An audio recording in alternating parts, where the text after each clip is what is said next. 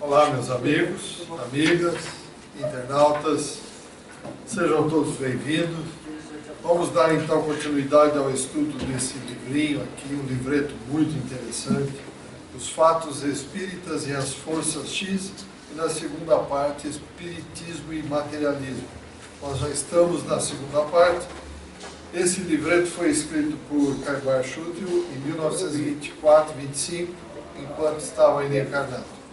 Hoje vamos ao capítulo A Alma Revestida do Seu Corpo Fluídico.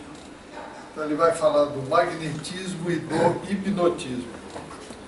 Diz Caibal o seguinte: se nós estudarmos o magnetismo e o sonambulismo e pusermos em prática as teorias dessas ramificações do espiritismo, havemos de nos convencer que a alma, revestida de um corpo fluídico, entenda-se corpo fluídico aqui como o perispírito, então ela poderá agir fora do corpo carnal, demonstrando assim a sua individualidade. Seria mesmo impossível conceber uma alma sem corpo, pois é lógico que a alma existindo deve forçosamente ter um corpo imperecível que a acompanha antes e depois da morte. Assim é que se efetua a transição que chamamos indevidamente de morte. Esse corpo fluídico, perispírito, que acompanha o corpo físico, se separa dele, restituindo à Terra o que era da Terra. Correto? Porque quando nós estamos reencarnando, o que é que nós fazemos? Nós vamos agregando elementos da matéria e vamos constituindo o nosso corpo físico. Terminou o tempo, vamos embora. O que é matéria volta para a matéria, o que é espírito volta para a espiritualidade.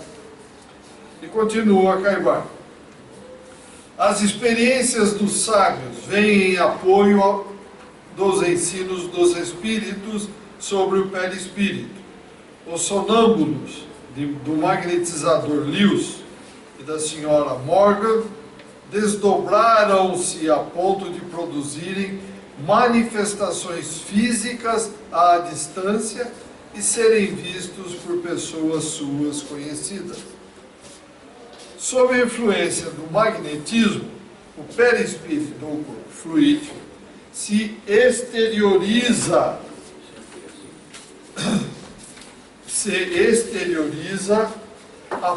a ponto de ser fotografado. Isso é comum quando há a materialização. William Crookes, na mudança do século XIX por XX, ele fez várias experiências e fotografou várias vezes o perispírito, não é verdade? Materializado. Haja vista as observações de Rochas e do Dr. Barlemont, que fotografaram o corpo de um médium e do seu duplo que estavam momentaneamente separados. Como se poderá explicar a visão com os olhos vendados, à distância e no interior do corpo humano, se não admitirmos a alma? Porque isso é muito comum acontecer. Ter uma visão à distância, ver dentro do corpo físico, mesmo com os olhos vendados. Essas experiências foram feitas inúmeras vezes. Como ver, se não fosse a alma se deslocando, indo, vendo e trazendo o resultado para nós? Não é verdade? Ou imediatamente já transferindo esse resultado. Porque o corpo físico não vai enxergar. Basta colocar uma venda aqui, eu não vou enxergar nem isso que está à minha frente. Não é verdade? Continuando. Puissegur, Deleuze, Dipotet e outros concluíram pelas suas experiências que o sono magnético, imobilizando o corpo e aniquilando os sentidos, restitui a liberdade ao ser psíquico, ou seja, a alma, que não pode ser outra coisa senão o espírito, pois ele vive e pensa fora da matéria. Alguém tem alguma dúvida de que o espírito pensa, vive após a morte, fora da matéria? Acho que não temos nenhuma dúvida, né? Eu já li algumas experiências de fatos ocorridos ao acaso, de pessoas que não estavam na fotografia aparecerem na fotografia. Ao acaso, eu fotografou aqui, tinha uma pessoa ali que não estava lá, ninguém sabia quem era. Inclusive um conhecido meu, tirando uma foto, já faz tempo isso, apareceu uma criança na foto do lado dele, não havia criança nenhuma, visivelmente falando. Então. Né? E na foto saiu uma criança. Porque nós não conseguimos enxergar, mas a câmera captou, tinha alguém ali. A frequência foi tal que a câmera captou, mas nossa que eu digo, as pessoas que estavam ali naquele momento não conseguiram enxergar. Numa frequência, numa vibração diferente daquela que estava ali. Isso é muito comum. Eu vi a foto, falei, não, isso é comum acontecer. Muito comum. Muito comum. Maida, nesse caso aí, o espírito deixou se fotografar, ele pediu para fotografar, ou foi um acaso da câmera? Não, não existe acaso. Não, Os espíritos não é acaso. Ele estava ali porque ele quis mostrar àquelas pessoas que a vida continua. Opa, estou aqui, gente. Vocês não lembram de mim? Estou aqui. E como é que ele fez isso? Ele captou os fluidos, captou o ectoplasma das pessoas, fez uma materialização a um ponto tal que a câmera conseguiu captar. Mas as pessoas não conseguiram enxergar. Mas está ali. Ele existia, estava ali, tanto que a câmera captou. É matéria? É matéria. Porque se não fosse matéria, a câmera não captaria. Como agora, por exemplo, se nós olharmos aqui, vamos ver que só nós aqui que somos da matéria. Mas e a quantidade de irmãozinhos do mundo espiritual que estão aqui? Que deve ser pelo menos umas 2, 3 vezes maior do que nós. Cadê? Não estamos vendo ninguém. Pelo menos eu não estou vendo ninguém. Essa foto, ela ficou até famosa, caminhou entre a gente, e essa moça que acabou de chegar ali, que chama Dona Neiva, ela também viu essa foto. Então, não, mas tem várias A fotos. foto do Francisco, que saiu aquela criança. Ela também viu essa foto, e nós ficamos super intrigados. Tem muitas. Na literatura espírita tem muita coisa parecida. Bastante. Não é incomum, não. Isso acontece com regularidade. Acontecia. Hoje já não, talvez nem se aconteça mais. Por quê? Porque nós não estamos mais na fase de mostrar os fenômenos. Nós estamos na terceira fase do Espiritismo. Qual é? Pôr em prática tudo aquilo que o Espiritismo e o Evangelho ensinou. Por isso é que nós não temos hoje observado, não temos mais conhecimento de fenômenos espirituais acontecendo. Por causa disso. Pois não, Armando. Por favor, o senhor falou algo interessante que me chamou a atenção em relação... E a segunda fase e a primeira fase do Espiritismo? A primeira fase foi a revelação, Sim, então precisava chamar a atenção, chamou. E A segunda foi de estudo, em que o pessoal sabia até a vírgula, tal, onde é que estava, no livro dos Espíritos, pergunta tal, blá, blá, sabia tudo. Agora é pôr em prática tudo isso. Chega de conversa, agora é trabalho para valer. Tá certo? É que eu achei que essa fase de estudo, ainda a gente... Não, estudo profundo, né? Mas agora nós temos que continuar estudando. O Espiritismo começou, não tem fim. Porque abre-se portas com relação às verdades, com relação às maravilhas do universo, que uma coisa vai puxando a outra, não para mais. Não tem limite. Não tem mais limite. Tira a gente daquele estágio letárgico em que a gente estava de ser conduzido como uma marionete. Falavam pra gente, é pecado, é pecado. Tá, baixa a cabeça, baixa a cabeça. Agora não, opa, peraí. Pecado por quê? Eu vou tomar a decisão. Não é porque alguém falou. Eu vou lá, vou discutir, quero saber a razão. Tem lógica? Tem razão? Eu aceito, não tenho, não aceito mais. Antigamente não, éramos manipulados e acabou, não se discutia. Essa é a maravilha. A partir do momento que dilatamos o nosso conhecimento, a nossa inteligência, jamais ela retorna ao estado anterior. Só vai ampliando. Acabou. Por isso o Espiritismo é algo que amai-vos e instruí-vos. Instrução para sempre. Não tem mais como voltar para trás. Tá certo? Continuando então.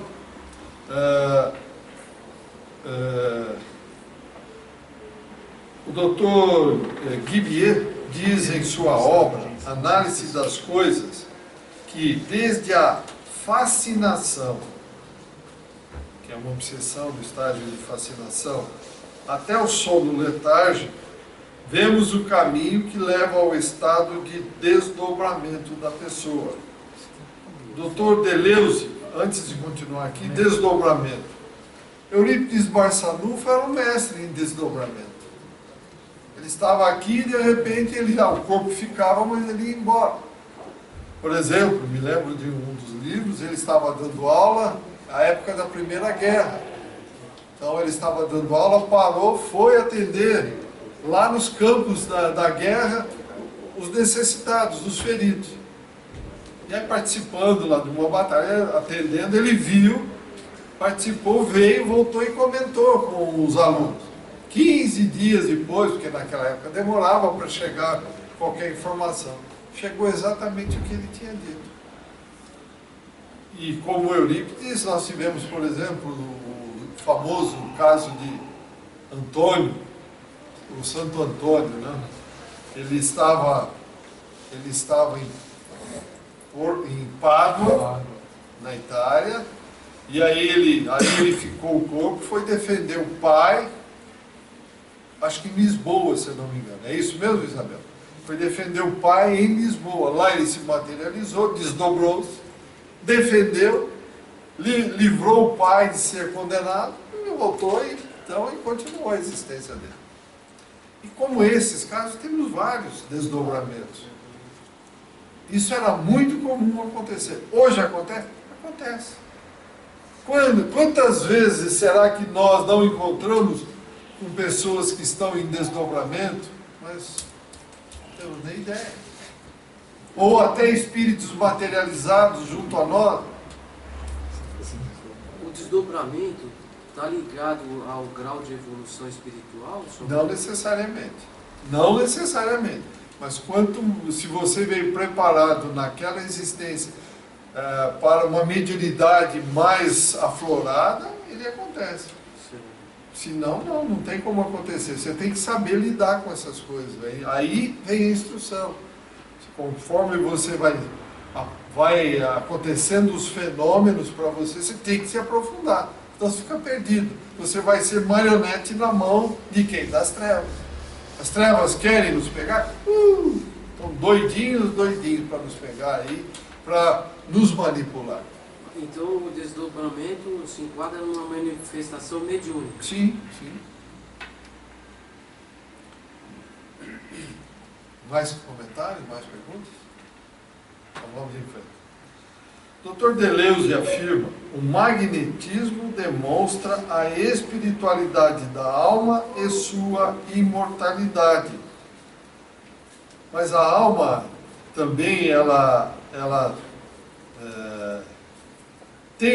acontece fenômenos espíritas com a própria alma? Lógico.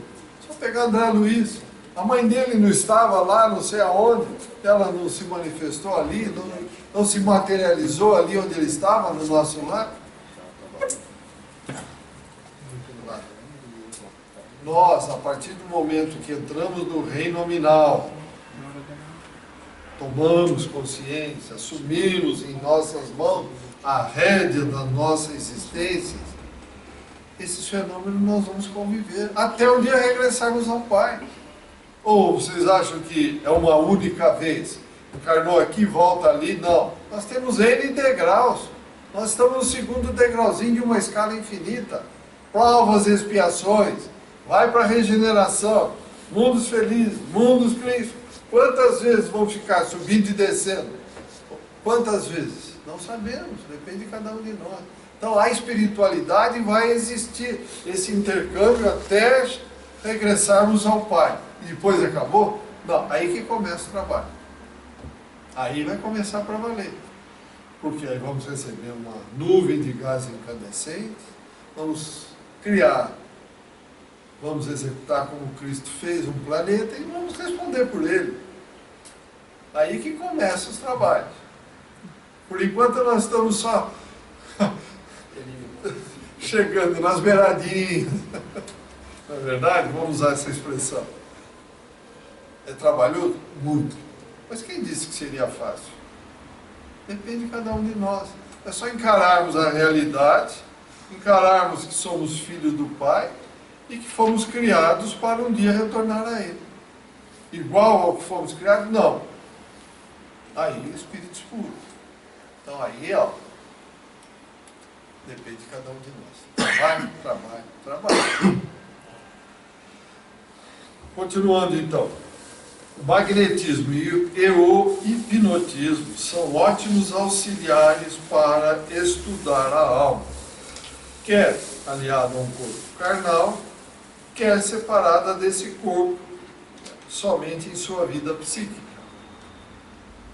Na impossibilidade de transcrevermos narrações autênticas, daquelas que sem dúvida muito interessariam a quem nos lê, visto os poucos recursos de que dispomos, lembre-se, 1925, lembramos, entretanto, aos que se interessam pela verdade, o livro de Gabriel Delany, A Alma é Imortal, que derrama jorros de luz sobre o assunto que nos prende a atenção. Então, se quisermos aprofundar, meus amigos, é estudar, não tem o que fazer. Para conhecermos o Espiritismo para valer, nós temos que começar pelo começo. Qual é o começo?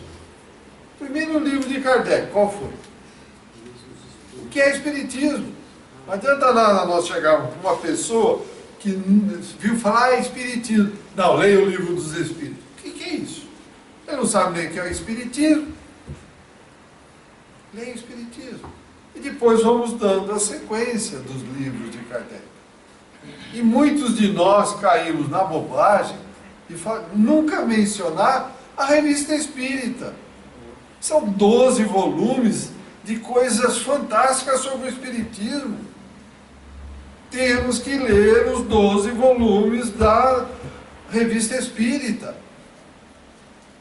Porque foi Kardec que escreveu, ele codificou a doutrina espírita. São fundamentais, foi dali que ele tirou a doutrina espírita. Então nós temos que ler tudo, obras póstumas também, depois, mas numa sequência, devagar, começando pelo começo. Então tudo para nós é fundamental. Temos que ler qualquer coisa. Paulo de Tarso foi claro. Tudo me é lícito, mas nem tudo me convém. A partir do momento que nós vamos estudando, nós vamos vendo. Bom, esse autor aqui costuma desse tipo. Não vou nem perder tempo, vou buscar o que me interessa. Mas nada me é proibido. Nós temos que saber separar o joio do trigo. Tá certo? Ou vocês discordam de mim? É isso mesmo, não temos como fugir. Nós não nascemos simples, sem sabedoria, para um dia chegar em espírito puro, então nós temos que saber de tudo, conhecer de tudo. Mas sabendo sempre, repito, separar o joio do trigo. Comentários, perguntas, antes de irmos avante. Ô, Maida, esse livro que ele cita aí, do Gabriel Delany, A Alma é Imortal. Alma, esse livro ainda existe? Sim. Foi em 1926. Não, existe. Gabriel Delany. Federação Espírita. Não sei qual é a editora, mas existe, com certeza. Hoje já deve ter caído em domínio público, na internet você acha fácil isso aí. Mais perguntas? Mais comentários? Então veja, só para nós encerrarmos esse capítulo, já que ele está falando a alma revestida do seu corpo fluido, que é o perispírito. Perispírito. Nós estamos construindo o perispírito há quanto tempo? Há milhares de anos, ou milhões, ou até bilhões, não sabemos. Porque o nosso perispírito começou quando Deus nos criou. Éramos um fragmento espiritual. Entramos no mineral. Vocês estão percebendo que nós estamos acumulando conhecimento e experiência. Passamos pelo vegetal, passamos pelo animal, entramos no nominal. Para amanhã irmos ao angelical, arcangelical e nos tornarmos espírito puro. Então, o perispírito é uma construção de cada um de nós. Então, estamos colocando os tijolinhos ali, usando uma linguagem só para a gente poder entender. Estamos colocando os nossos tijolinhos, os nossos conhecimentos, as nossas experiências. Ou deformamos o perispírito, ou enobrecemos o perispírito. Depende daquilo que nós colocamos nele. Queremos enobrecê-lo? Sim. Cristo veio e ensinou. Está aí, Evangelho, veio a doutrina. Ah, eu quero viver mundanamente. Cada um escolhe o que quer. Vai dilacerar o perispírito? Vai ovoidizar o perispírito? Vai. Depende de cada um de nós. Então está em nossas mãos o que nós vamos fazer. Tá certo? Então, ferramentas temos. Experiências vividas por outras pessoas, por outros encarnados, em outras épocas, temos. Literatura à vontade. Cada um escolhe o que quer. Não é verdade? Então vamos em frente. Vamos ao... Só uma perguntinha. Pois não. Você falou no ovoide. Nessa fase que o cara chega, nesse estágio, o perispírito dele escolhe também. Então, se torna um ovoide. Acompanha todo aquele processo. Porque, veja bem, como é que você... Imagine um véu. Quando você faz um buraco, você enfia a mão, o dedo no véu, você faz um buraco. Mas para costurar o véu, você puxa. Na hora que você puxa, o que acontece? Você puxa todo o conjunto. Faz outro buraco, vai puxando. Faz outro buraco. Para costurar, você vai puxando. Então ele vai deformando, vai formando o ovoide. Por que ele forma os buracos? Porque eu jogo coisas inconsistentes e incompatíveis com a normalidade do perispírito. Então eu furo, eu estrago o meu perispírito. Eu crio rombos dele, para ele poder continuar, digamos, como perispírito, vamos unir. Na hora que eu vou unir as partes, ele vai encolhendo e se ovoidiza. Ou outras formas qualquer, depende para que lado você está indo. Com as tuas ideias, com os teus pensamentos, com as tuas vontades. Pois não. Pode ser que a gente, com isso, com as nossas atitudes erradas, a gente acaba lesando o perispírito. Acaba não, sempre lesa. Né? Lesa o perispírito e ele vai perdendo A forma. Vai perdendo a Aí forma. fica ovoide por isso. Isso, aí o que vai acontecer? Aí você vai reencarnar para começar a corrigir tudo isso. Quanto tempo? Quantas encarnações? Depende de cada um de nós.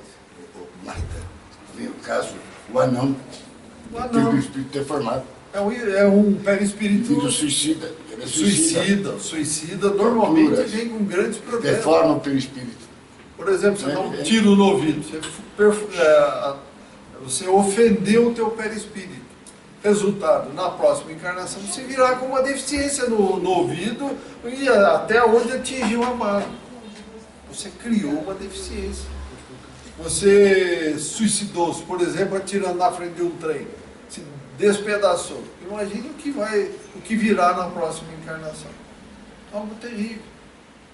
E assim vai, meus amigos. Assim vai. Depende de nós. Depende de nós. Imagina. Não, Deus nos ama ilimitadamente. Ele quer que a gente vá embora, cresça. Mas nós queremos? Não, eu sou dono do pedaço. Tem que ser do meu jeito. Mata, faz, não sei o quê. Tudo bem, você faz. E depois? É necessário que haja um escândalo. Mas ai daquele que for o causador do escândalo. Cristo foi claro nisso. Não é verdade? Por isso que eu devia corrigir ele. por aí. Não se escapa de jeito nenhum. Ninguém escapa. Perguntas mais? Comentários? Então vamos ao item seguinte.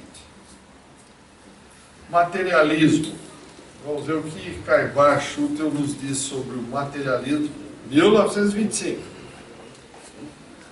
Fatigada dos absurdos dogmáticos, da crença banal e irrisória decretada pelos ambiciosos que chamaram a si o privilégio da verdade, grande parte dos homens, fazendo completa abstração de seus deveres para com Deus e seu próximo, enveredaram para as teorias do nada, abraçando a crença do aniquilamento da alma e com ela a de todas as aptidões, de todas as habilidades, todos os sentimentos, ainda mesmo aqueles que nos aproximam da perfeição.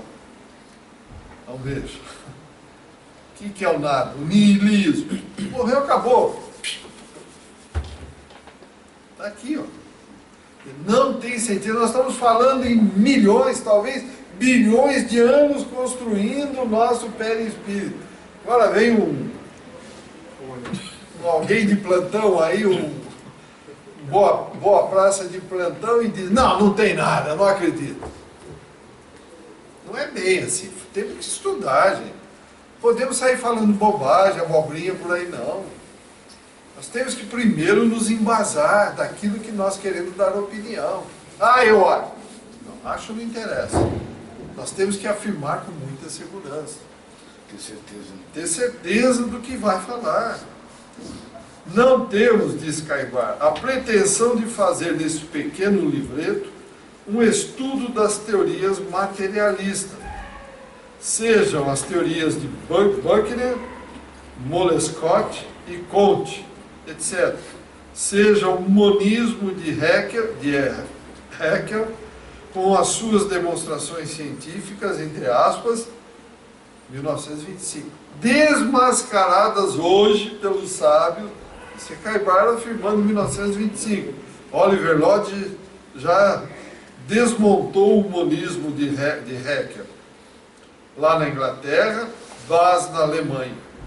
Entretanto, não podíamos furtar-nos de apontar essa doutrina errônea e falsa em suas bases primordiais, como uma das causas da anarquia moral que reina em todas as consciências, implantando o egoísmo, o orgulho e todas as vis paixões e trazendo a dissolução na sociedade. Foi estrago. Mas é isso que faz o materialismo. Ué, eu estou aqui, morreu, acabou, por que eu vou amar o próximo? Não é verdade? Eu tenho que aproveitar a matéria no extremo das minhas possibilidades. Isso é o materialismo. Ainda bem que está acabando isso. E Caibar já deixou claro isso aqui, 1925, quer dizer, quem tiver olhos para ver, que veja, quem tiver ouvidos para ouvir, que ouça. O Cristo falou isso há 2000 anos. Nós não podemos ser, como diz, vaca de presépio, que todo mundo abaixa a cabeça e vai, é verdade, não existe. Usemos a massa cinzenta, vamos usar o nosso cérebro, porque na hora que nós fecharmos o olho aqui, não vai ter ninguém do nosso lado, a não ser nós mesmos, nos confrontando com as bobagens que fizemos. E nessa hora haverá muito choro e ranger de dentes, meus amigos e amigas. Temos que parar e pensar. Ninguém é terráqueo. Nós estamos momentaneamente na Terra, usando um corpo físico para passar por experiências necessárias ao nosso aperfeiçoamento. E por que nós vamos continuar marionetes sendo manipulados pelos outros? Nós temos massa cinzenta, temos livre-arbítrio, temos autonomia, então vamos decidir por nós mesmos. Tá certo? E continua então Karbar dizendo o seguinte: tudo isso, o orgulho, a vaidade, o egoísmo, trazendo as vis paixões e a dissolução da sociedade, acobertando então o materialismo com suas regras de moral, substanciosas na forma, mas vazias de um sentimento sério realizado. Então o materialismo caminha estabelecendo a derrocada nos espíritos fracos, eu acabei de dizer, e pusilâmines, e destruindo o que há de mais santo e de mais verdadeiro, o que é a liberdade que por Deus nos foi confiada, para prestarmos severas contas das obras por nós praticadas. Ponto. Está muito claro. Então, na hora que nós deixarmos o corpo físico, nós vamos prestar conta para quem? Para nós mesmos, para a nossa consciência. Os 2 filminhos, o que eu fiz, o que eu prometi, como é que fica? As oportunidades que eu joguei fora. Será que eu terei outra? Não sabemos. A fila é grande para reencarnar. Quando é que nós vamos voltar? Aqui nesse planeta ou vamos para Quiron? Para onde nós vamos? Então é agora, o nosso momento é agora. Já, é agora. Esquivemo-nos, diz Karbar, porém, de comentar as teorias irracionais, desconsoladoras e prejudiciais dos adoradores da matéria. Deixemos a censura que nada edifica a quem procura a verdade e passemos ao raciocínio e à lógica. É o que ele diz. E o nosso amigo Allan Kardec bateu firme nisso. Amai-vos e instruí-vos. Se não estiver dentro da lógica, do equilíbrio, da harmonia, deixe de lado. E ele foi mais longe. Se a ciência provar que eu estou errado, siga a ciência.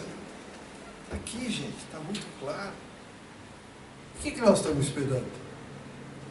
Vi uma grande chacoalhada no planeta, vir terremoto para todo lado, mudar o eixo da Terra, mudar os níveis dos mares, para nós acordarmos, como dizia a doutora Marlene, só na pancada, na paulada que nós vamos acordar? Então, na dor, né? Só na dor. Nós temos a chance de chegar pelo amor, mas estamos esperando a dor? Tomemos, enfim, as mesmas armas que dizem usar os partidários do aniquilamento da alma para ferir o ponto principal da questão. Suponhamos por um momento que não fosse possível demonstrar a existência do espírito. Suponhamos, vamos imaginar que não fosse possível. Pelo magnetismo e hipnotismo, demos de barato que fossem suprimidos todos os meios de comunicação com o mundo dos espíritos.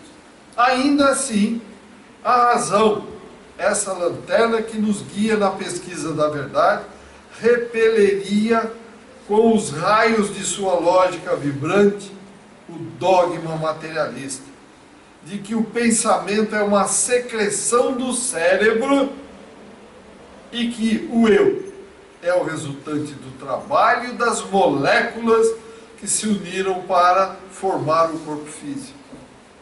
Isso foi em 1925, estamos em 2015. A ciência já procurou essa secreção do cérebro e não acha. Não tem como achar essa secreção. Não existe. E que o eu é o resultante do trabalho das moléculas que se uniram. Gente, o que é matéria, o que é espírito. O Cristo deixou isso muito claro. Duro é que eu quero enxergar algo que não está na matéria, então não vou enxergar mesmo. Para que eu enxergue a matéria do mundo espiritual, eu preciso me preparar. Eu tenho que me elevar, eu tenho que estar no nível da mesma matéria, senão eu não vou enxergar. Não, mas eu daqui quero pegar o binóculo ali e enxergar. Eu estou pronto para isso? Eu me preparei? Eu me elevei para me igualar a essa matéria? Não, então não vou enxergar.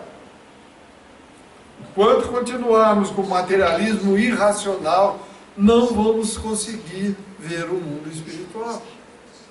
Em que pese nós temos tido inúmeras demonstrações de que a vida continua. Inúmeras demonstrações de materialização e uma série de fenômenos. E mesmo assim, não é verdade. Gente, o pior cego é o que não quer enxergar. Esse não tem o que fazer por ele. Alguma pergunta, algum comentário? Pois não. Eu vi uma reportagem esses dias, né, do João de Deus e o Roberto Calil, não sei, do Albert Einstein, né? O Calil, acho que é do Ciro Libanês. Ser libanês. Eu achei uma coisa interessante, os dois trocam experiências, tanto no espiritismo quanto Na parte aqui da ciência. Eu achei uma coisa assim muito interessante. Que bom. Tomara que eles divulguem isso e passem para conhecimento não sei se de todo você mundo. chegou a ver essa matéria. Não, tudo. não vi. Eles trocam Tomara experiência. que eles troquem experiência. Espiritismo, João de Deus, fazendo aquelas cirurgias e tudo, sem nada ali, né? Do jeito que é. E um dos melhores hospitais, Ótimo, top que bom. da América Latina, eles bom. trocam experiência. Um troca experiência com o outro. Achei uma coisa muito interessante. Mas não sei, mas seria você muito chegou a bom que ver. estas experiências chegassem para todos e não ficasse só restrita a eles. Vamos torcer para que isso ocorra, que fosse conhecimento de todos. Cada nova descoberta que fosse passada para todos. Isso é Eu achei uma muito coisa interessante as duas partes, né? Isso é muito Tanto o bom. espiritismo de... Muito bom, isso é muito bom. Pois não. Quem é o seu José Serra? Como é que é? Quem é o seu José? José está aqui, tem um ali.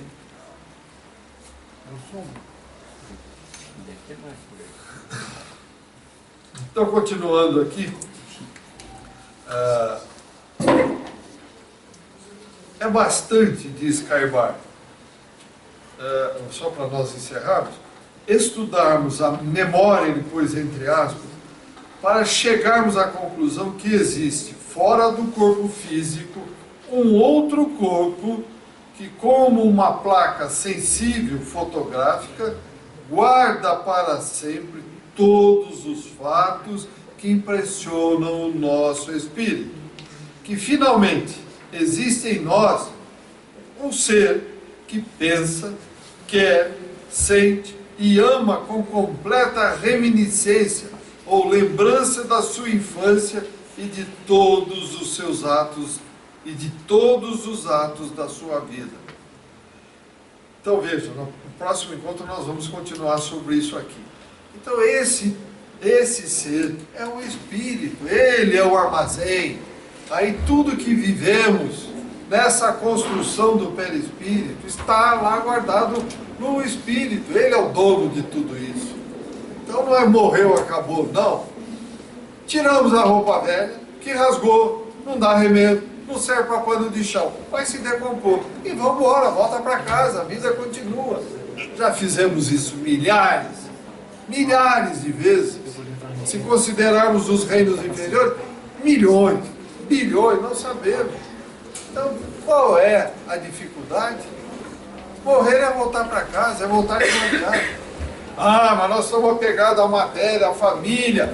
Mas nós não vamos nos separar. A família da matéria não vai nos ver. Mas vamos nos encontrar à noite ao dormir. Então vamos buscar esse conhecimento. Vamos nos preparar. Alguma pergunta? Algum comentário? Como diz a Luzia, nada se perde, tudo se Nada se perde, nada se cria, tudo se transforma. É por aí. Então, muito obrigado a todos. Saúde e paz. E até o próximo encontro. Obrigado.